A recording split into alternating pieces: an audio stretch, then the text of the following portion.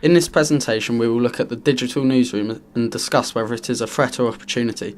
Points we will discuss are the positive and negatives of digital media, the impact of social networking, blogging and amateur reporting on digital news, also the impact it has on jobs and newspapers. Using social networking as an opportunity in the digital newsroom has also been labelled network journalism by Jeff Jarvis, who describes it as the process in which the public can get involved in a story before it is reported, contributing facts, questions and suggestions. So how can journalists use social networking to benefit them in the news gathering process? On top of all the traditional ways of finding a story, such as a phone call or meeting with a contact, there is now many more ways. Journalists can find a story through links posted on a social networking site, an RSS feed, a status update on a microblog, a Twitter search, all the way through to incidents live streamed onto websites. Once a story has been found, the internet can then be used to develop stories with immediate feedback from people commenting and adding to posts. This means social networking can be used to gather a story, discuss and develop it before it is even being posted onto a newspaper's website. The story can then be spread around social networks such as Facebook, Twitter and blogs for a wider audience to read and then add to them. This means that a journalist can monitor information like blog traffic to receive feedback. Then links from your original story to other people or blogs can be used as a new line of investigation to build a new story. Looking at an individual example of social networking site being used as a tool for a journalist will highlight how useful each site and method can be in its own way. In this case, we have looked at Twitter. The RSS is Twitter, but the social element of it comes in the form of the Twitter followers. Using both of these was described by Paul Bradshaw as passive-aggressive news gathering. Twitter is useful for a journalist in finding a story. A number of stories have come directly from Twitter. For example, when Tim Bresnan launched a foul-mouthed rant at a fan after the fan had posted a doctored photo of Bresnan onto the site.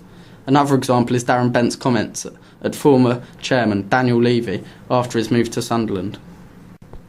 The closeness of the community allows for an audience focus and a location awareness, and therefore a bigger interest in the story. This greater interest opens the floodgates for what is known as crowdsourcing. This goes alongside citizen journalism, using the community as part of the process of creating a news story. This is the person who stumbles upon a news story and captures it on a mobile phone, camcorder or simply with their eyes. You cannot cultivate the accidental journalist in the same way as habitual producers. They use their brand, reputation and reach in order to attract them. News organisations should set up channels of access. The accidental journalist will not always know they have a story. Systems are key here, and a culture of openness where feedback is welcomed and value adders thanked or recognised. The technician is the person who creates a comparison between your editorial agenda and what people are actually reading. Crowdsourcing offers a way to cover issues and investigate stories that traditional journalism cannot match, by making users part of the news gathering process. No longer does a journalist simply ask the question while someone else films a response. It isn't simply up to the techies to edit down the audio or video anymore. As we enter a new generation and find ourselves in a deep recession, it is up to the journalist to carry out the jobs that once upon a time only specialised people carried out. It is now up to the interviewer not only to ask the questions, but film it, negotiate the technical side of the equipment, and then edit it when he or she returns to base. It is unfair to say that the digital newsroom has created this need for skills as news outlet attempts to save money in any way that they can.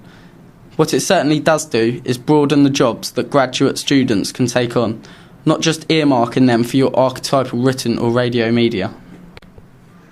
New media technologies are able to publish news faster than the previous. At the same time, the unlimited space and time of the web make it potentially deeper and broader. America has seen the first video advert inside a print title. Entertainment Weekly has included a small screen built into a cardboard insert. Speakers are also inbuilt so the viewer can hear the advert. This is an example of the opportunity that have arisen as a result of digital news. We are now seeing video in print. Although there are many opportunities that come with the digital newsroom, there of course is going to be a downside. Newspapers have published stories online like the Times and the News of the World are now charging to view their content. The Times is charging almost £10 a month to view their website, which could discourage customers. With a huge amount of websites and blogs now available on the internet, reports don't have to be accurate or have a balanced viewpoint. Comments and stories can have a biased viewpoint or may invoke anger worldwide, such as the Danish cartoons of the Prophet Muhammad, which led to Muslims burning Danish flags and many protests. The digital newsroom can also lead to inaccurate reports and damaging reputations, such as the BBC reporting that the money raised by the Band-Aid charity singles was used to buy arms in Africa. The digital newsroom is a huge threat towards traditional forms of journalism, such as newspapers. Newspapers are now losing advertising money as companies diversify into online content. Although now some papers are charging for online content due to falling sales and advertising, this could lead to customers viewing free media sources like the Metro newspaper. Broadcasters such as the BBC with a website and 24-hour news channel can break news straight away, meaning newspapers are reporting yesterday's news. This chart shows a decline in newspaper sales in the years 2000 to 2009. Period where the internet and online media sources have taken off. Jobs will also be under threat from the digital newsroom due to the decline in newspapers and magazines, with more people looking online for sources. If newspapers continue to decline, printers and journalists may be out of a job. Also, with consumers interacting more with the news, amateur video will be used more. An example of this are the videos sent in for the Buncefield oil refinery explosion and the London bombings. Here is a video from the London bombings taken on a mobile phone, used on the BBC News. With technology developing, especially in mobile phones, more amateur videos will be and are being used in TV, which could lead to less film crews.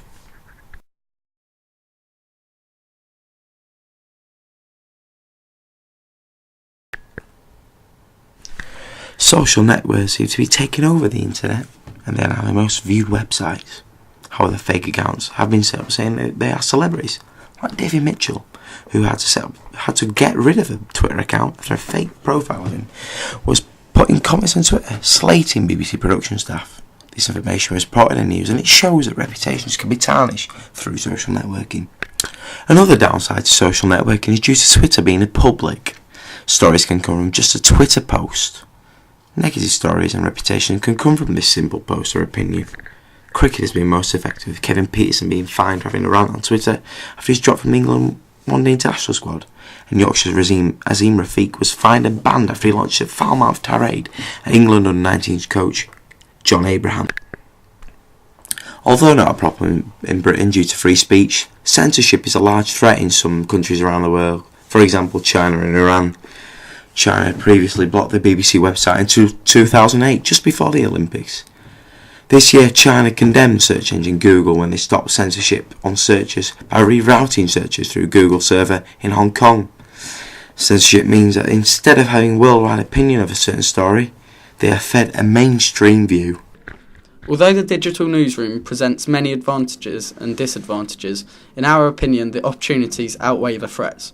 Citizen journalism is a key example of this. With the increase of technology in our lives, especially with mobile phones having good quality inbuilt cameras, it means that people who are on the spot can film news happenings such as the video and the presentation showing the immediate aftermath of the London bombings.